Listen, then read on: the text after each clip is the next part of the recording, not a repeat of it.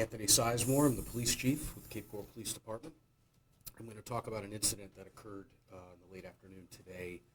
I'll read some notes and some points of interest from the incident today, and I'll be answering questions as well.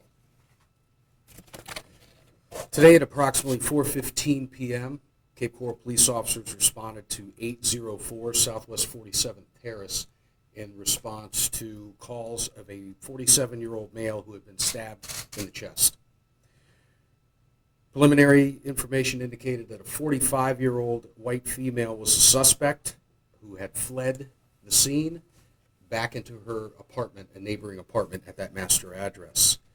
Our officers arrived, tended to the stabbing victim, summoned medical assistance, and then went to make contact with the female in her apartment. As our officers were outside of the apartment, they were confronted by the 45-year-old woman who was armed with a handgun. Officers gave verbal instructions to put down the gun multiple times, and the suspect raised the gun in a threatening manner, and which resulted in our officers shooting the suspect to stop the threat.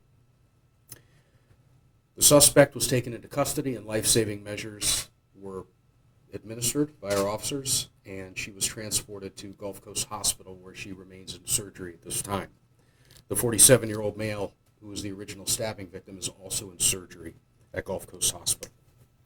Currently, our forensics team and our detectives are at the 47th Terrace address processing and collecting evidence, as well as the hospital. Our officers are safe and uninjured, and as standard protocol, they're on administrative leave with pay at this time. And as you know, please don't infer anything into that. That is standard procedure for law enforcement to do so while the investigation commences. We are working with the State Attorney's Office, which is also standard protocol, where the State Attorney, Amira Fox, and her team are investigating the legalities of the use of force that was applied by our officers. And our Professional Standards Bureau here at the Cape Coral Police Department is running a simultaneous investigation administratively to determine if our policies and procedures were correctly followed. I have personally seen the body-worn camera footage as worn by our officers in the shooting, and I can tell you that it is textbook training that was applied. I'm proud of the officers and their actions today. They represented the City of Cape Coral Police Department, and themselves with honor and distinction. There's a phrase that's often said, and it's an erroneous phrase, that people rise to the occasion in stressful times, and that's actually not true. People fall back to the level of training, and I can tell you without a doubt that it's a very short fall here at the Cape Coral Police Department. I'm proud of our world-class training, our internationally accredited policies and procedures, and the officers fell right into what they've been trained by our people. And I'm very proud of what they've done representing themselves.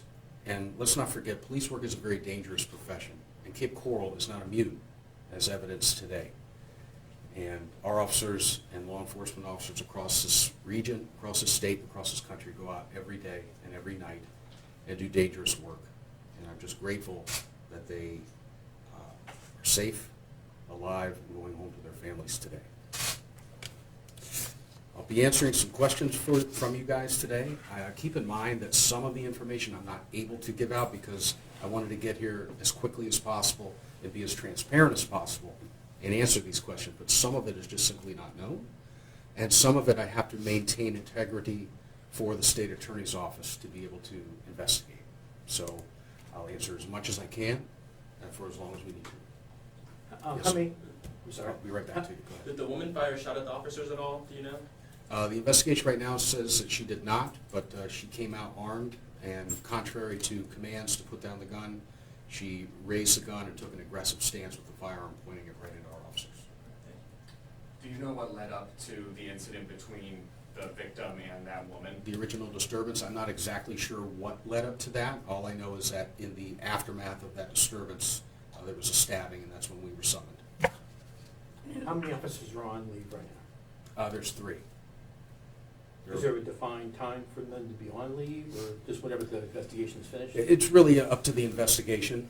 First and foremost, we need to make sure that, that all of the evidence lines up with testimony. We're very fortunate that we have body-worn camera footage here at the Cape Coral Police Department, so it's 1080p, HD quality, eyewitness right there at the scene. But there's also psychological counseling that we provide to our officers, and we want to make sure that they're okay as well. We don't want to rush anyone back, so we let the investigation and their processing of the traumatic incident that they went through run its course.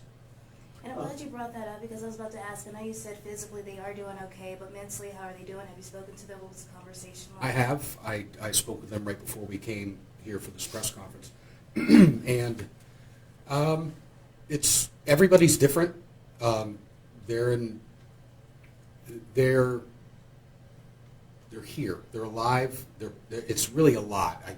I would like to say they're in good spirits, but that may be a stretch for me to say, because nobody wakes up and says, this is what I want to do today. This is the type of incident I want to be in. As a matter of fact, they're a day shift, and they're getting close to the end of their shift, and quite naturally you start thinking about the end of the day, wrapping up what you need to wrap up, and then go on to be a normal citizen in life, and then something in the blink of an eye can happen like this. So as you can imagine, it's quite a bit that they're processing right now. But I did speak with them, met with them one-on-one, and I'm just very, very grateful that they're here for me to be able to talk to them. Was that address a known trouble spot, or had you guys been there before for any kind of reason? I'm sure we've been there before. It's a larger multi-unit residence, so I'm sure there's been calls for service there, but specifically for this type of incident, no, I'm not aware of any.